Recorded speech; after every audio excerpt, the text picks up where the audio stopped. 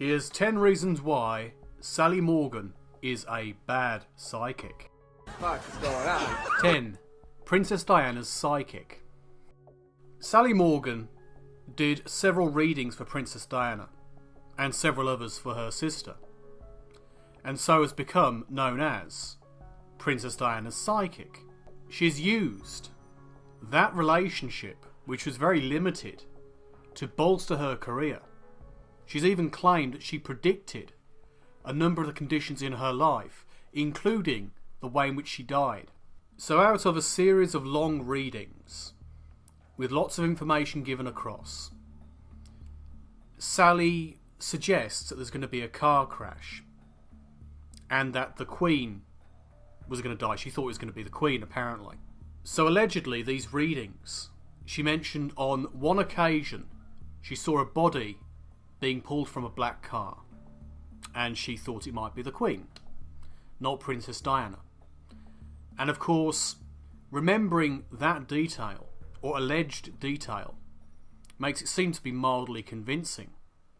However, it only really fits, and is remembered to fit, because of people looking back to these readings that happened in the past.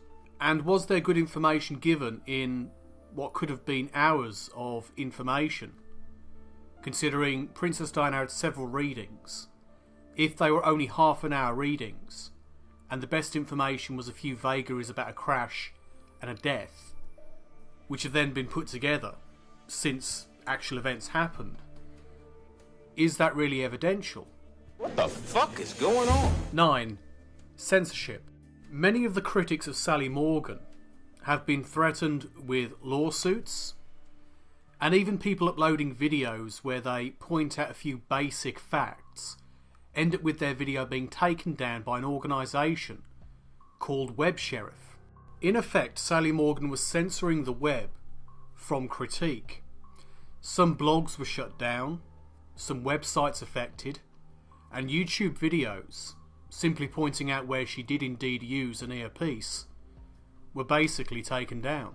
Naturally, people like myself counterclaimed and didn't end up being sued. Why was that? Surely if Web Sheriff, and indeed Sally Morgan working through them, had an actual case against my work and the work of others, we would have been in court and sued for every single penny if they had a case.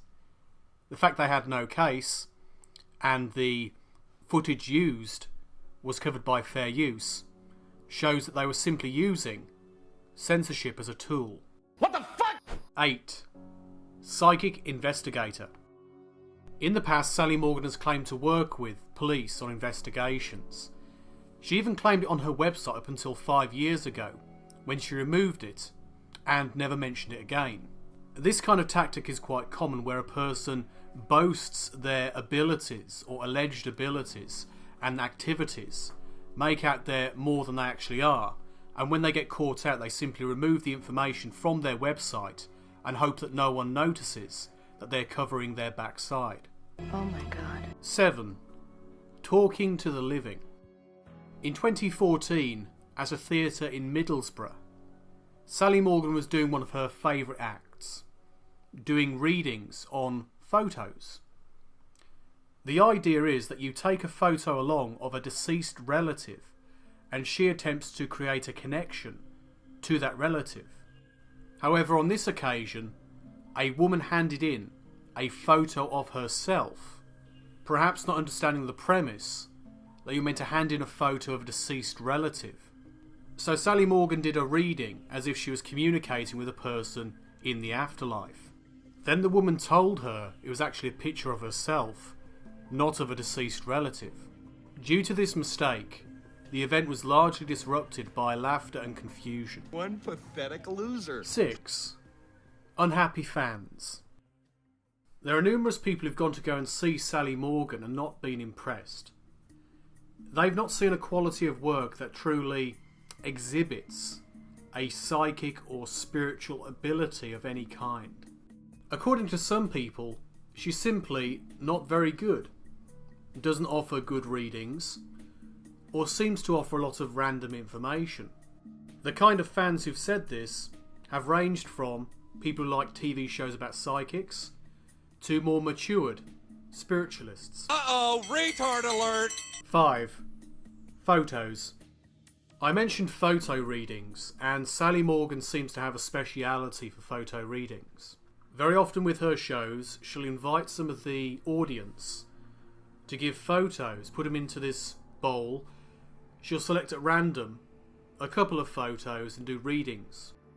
So on one well-known occasion, she picked out a photo and started talking about a man, thinking the photo showed a man, when in fact it was an old woman. She had to be told by the audience that it was in fact an old woman. But she carried on doing the reading and eventually made it fit.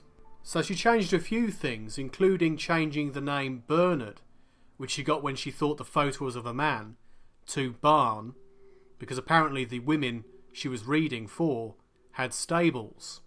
And she said, does she get stuff confused, or did she get stuff confused? And they said yes, so they accepted Barn even though Barn was not applicable, and originally it was Bernard. And to fix the idea of it being a man, that she made a mistake initially, she said after looking at the picture some more close up that she wanted to shave her because the old woman had a stubbly face. How do you get a stubbly face like that? Because of shaving. She probably had a hairy face due to medication or simply due to her chemical balances in old age. And so she said that was why she thought it was a man. Of course! 4. Faker stress. Sally Morgan claimed that she was suicidal due to the incredible stress of being called a faker. So she played for this sympathy while suing several major papers, and she got a massive payout from the Daily Mail. She didn't get the money because she proved that she had genuine psychic ability. She got the money because of detriment to her character and possible loss of earnings. By claiming it as loss of earnings, she managed to get a massive payout. That was it.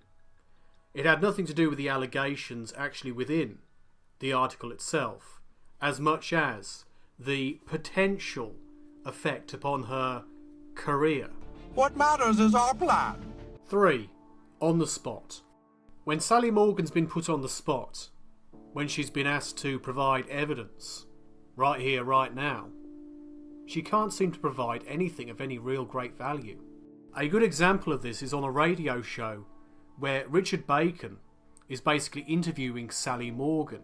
And to test Sally Morgan, Richard Bacon's mum comes onto the show. So across the phone and the radio waves, Sally Morgan is put on the spot. And she fails completely. All she seems to offer is bad cold reading that doesn't work. And this low quality cold reading seems to match with what people claim she's like in theatres. But of course it's a lot easier in a theatre. We have hundreds or perhaps thousands of people who are willing to accept a message that might not be perfect. You went full retard, man. 2. Abusive. Outside of a venue, on a public street, a skeptic was handing out leaflets pointing out how cold reading can work. He spoke to Sally Morgan's husband and son-in-law, and they were highly threatening, abusive, they were homophobic, even racist at one point. They threatened to beat him up, they threatened to call the police, they threatened to sue him, they claimed they had all of his information, and because it was filmed, Sally Morgan was forced to actually fire her husband and son-in-law as her personal staff. It gave her some very bad publicity because of the language they were using and the threats they were making. Never go full retard. 1. Earpiece. When revelations about Sally Morgan potentially using an earpiece came out, she made a statement saying that she did not use an earpiece. People in a theatre in Dublin said they had heard a person talking from behind the scenes in a theatre, saying precisely what she said, but a few seconds earlier. It seemed to be the case that she was being fed information by someone behind the scenes. Despite claiming she does not have an earpiece, does not use and has not used an earpiece, she has been seen to actually wear an earpiece. The images of her coming off stage and taking off her earpiece in full view of the camera are from a biographical documentary. Many newspapers ran stories about it, stories that Sally Morgan could not refute. However, she sued on other grounds. So rather than suing over the question of her being a scam artist, a fraud, a fake psychic, she claimed it caused mental and emotional stress, that it was detriment of character, and was damaging her earnings. So she hasn't refuted the point that she was using a earpiece to hear information supplied about the audience. Although, to be entirely fair, it seems like the vast majority of her readings are simply cold readings. You're shit out of luck. And the shoutouts for this video are Sci-Fake, otherwise known as Ron Tebo, and The Way of the Pastor.